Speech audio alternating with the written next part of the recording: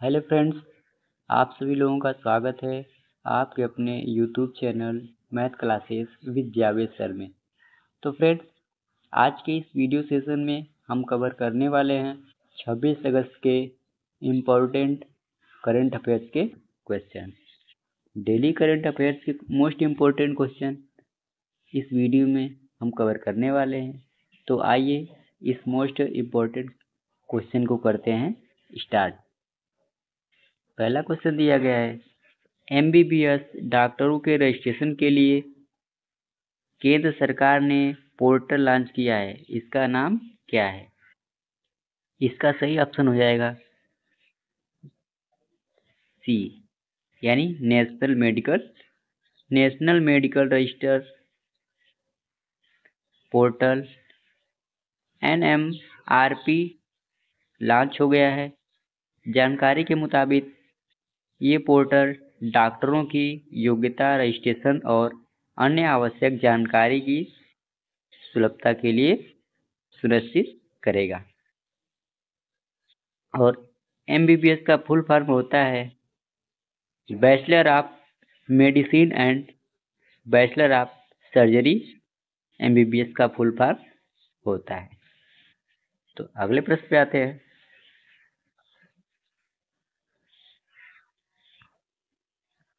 अगला प्रश्न दिया गया है, हाल ही में पंचायतों में महिला नेतृत्व पर राष्ट्रीय कार्यशाला कहाँ आयोजित की गई है? इसका सही ऑप्शन हो जाएगा बी, यानी नई दिल्ली। पंचायती राज मंत्रालय ने नई दिल्ली में स्थित डॉक्टर अंबेडकर राष्ट्रीय केंद्र में पंचायती राज संस्थाओं की निर्वाचन महिला प्रतिनिधियों के नेतृत्व पर राष्ट्रीय कार्यशाला आयोजित की। अगले प्रश्न में आते हैं। अगला प्रश्न दिया गया है, हाल ही में आनंद महिंद्रा को कहाँ स्थापित यंग इंडिया स्किल्स यूनिवर्सिटी का चेयरमैन नियुक्त किया गया है? इसका सही ऑप्शन हो जाएगा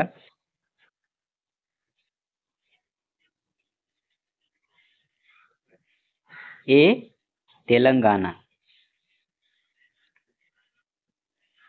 हाल ही में महिंद्रा समूह के चेयरमैन आनंद महिंद्रा को यंग इंडिया स्किल यूनिवर्सिटी के बोर्ड ऑफ गवर्नर्स का चेयरमैन नियुक्त किया गया है। यह नियुक्ति तेलंगाना के मुख्यमंत्री के द्वारा व्यक्तिगत रूप से आमंत्रित की जाने के बाद की गई है। अगले प्रश्न पे आते हैं।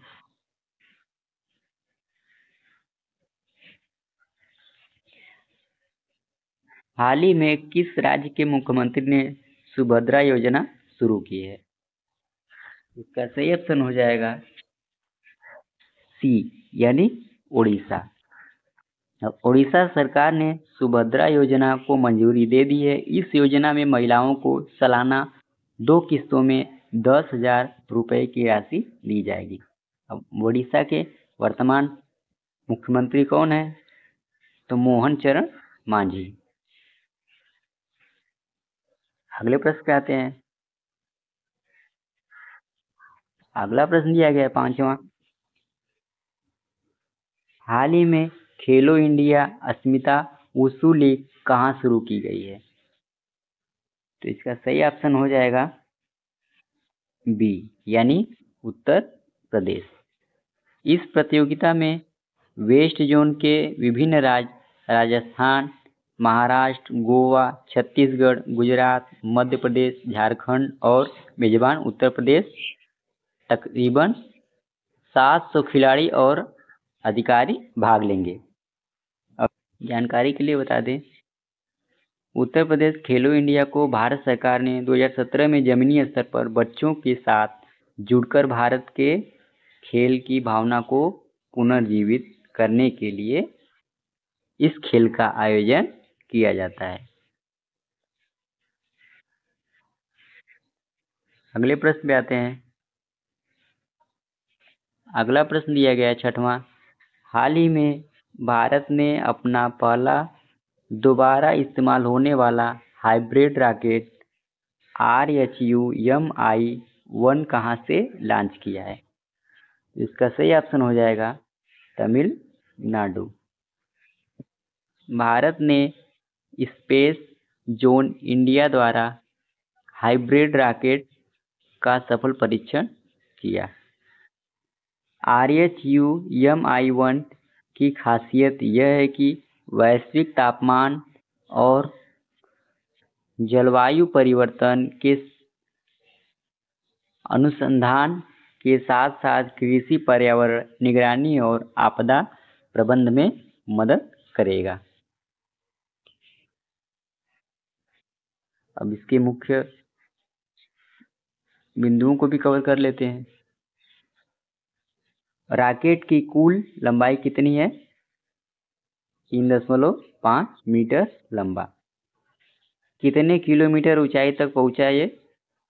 35 किलोमीटर। रॉकेट में 3 उपग्रह। रूमी 1 रॉकेट में 3 उपग्रह थे। इन्हें वायुमंडलीय स्थिरता सहित प्राथमिक विकिरण तीव्रता, वायु गुणवत्ता के आंकड़ों की निगरानी और संग्रह करने के लिए डिजाइन किया गया है। अगला पॉइंट है, इसे चेन्नई के पास सुंदर ईस्ट कोस्ट रोड पर थिरुविदंथई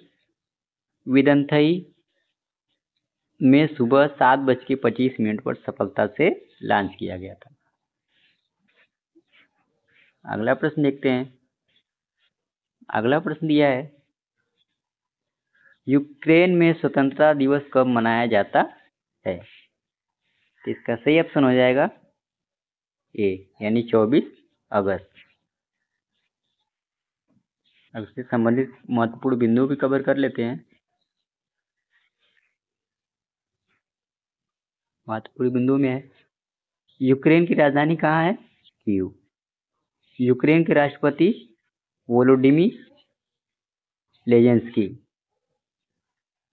यूक्रेन की मुद्रा क्या है? यूक्रेनी ह्ryvnia। यूक्रेन की आधिकारिक भाषा यूक्रेनी।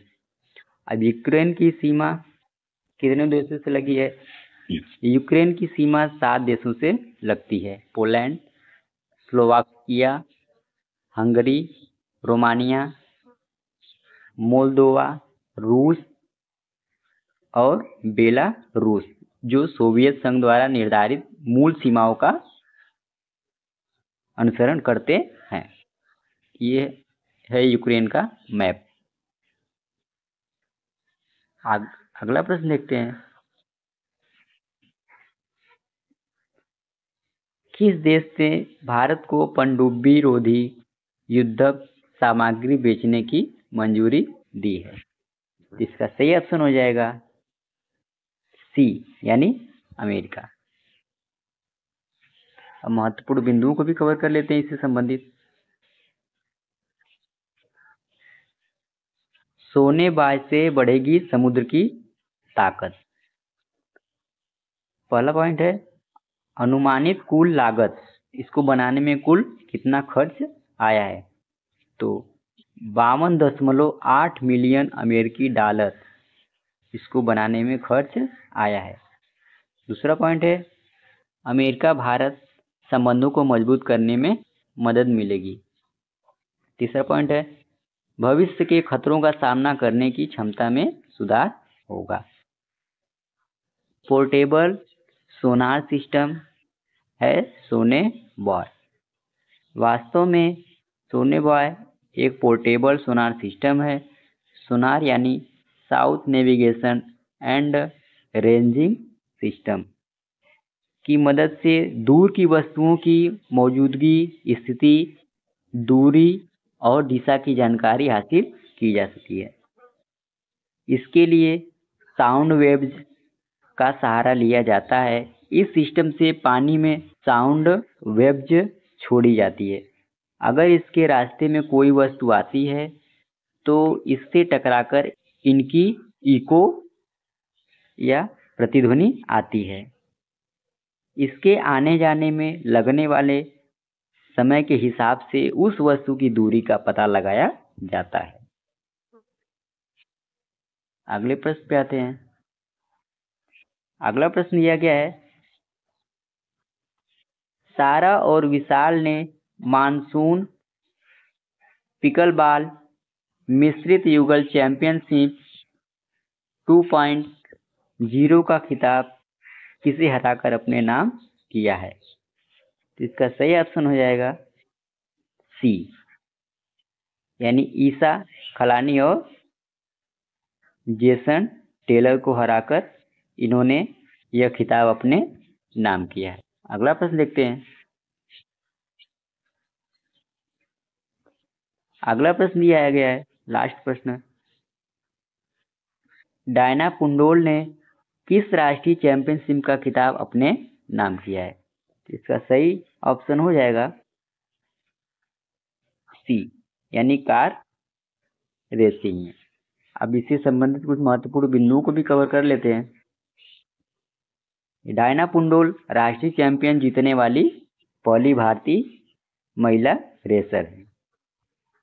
पुणे की रहने वाली 28 वर्षीय 2 बच्चों की मां डायना पुंडोल ने इतिहास रचते हुए MRF सैलून्स कैटेगरी में चैंपियनशिप का खिताब अपने नाम किया है।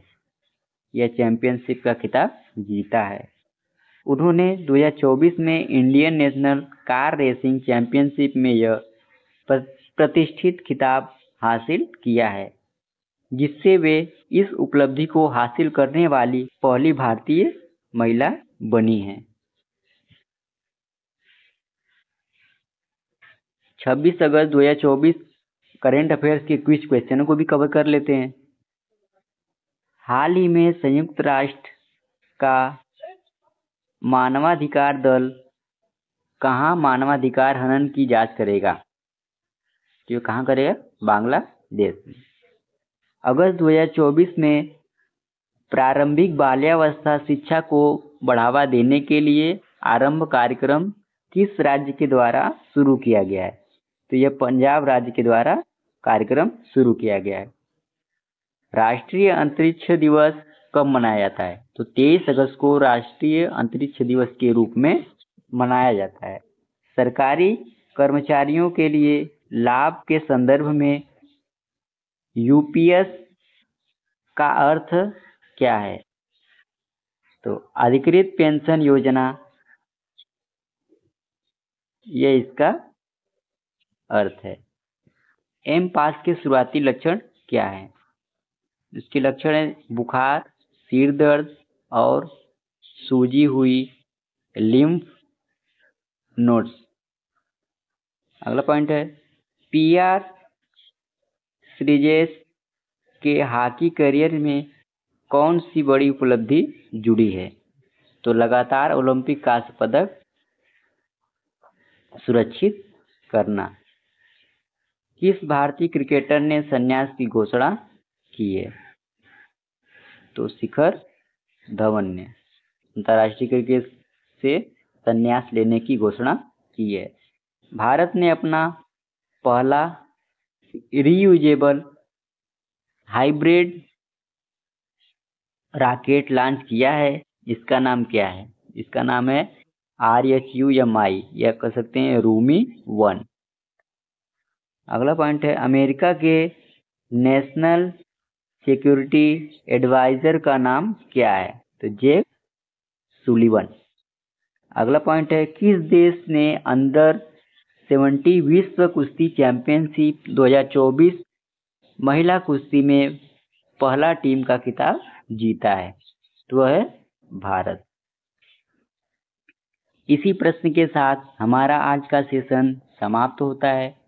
इस वीडियो का PDF आपको वीडियो के डिस्क्रिप्शन में मिल जाएगा, वहां से आप जाकर इसे डाउनलोड कर सकते हैं। तो आशा करते हैं आज का करंट अफेयर का सेशन आपको अच्छा लगा होगा। अगर हमारा वीडियो आपको अच्छा लगा होगा तो हमारे YouTube channel math classes with Javed sir को सब्सक्राइब और शेयर करना ना भूलें। जय हिंद, वंदे मातरम।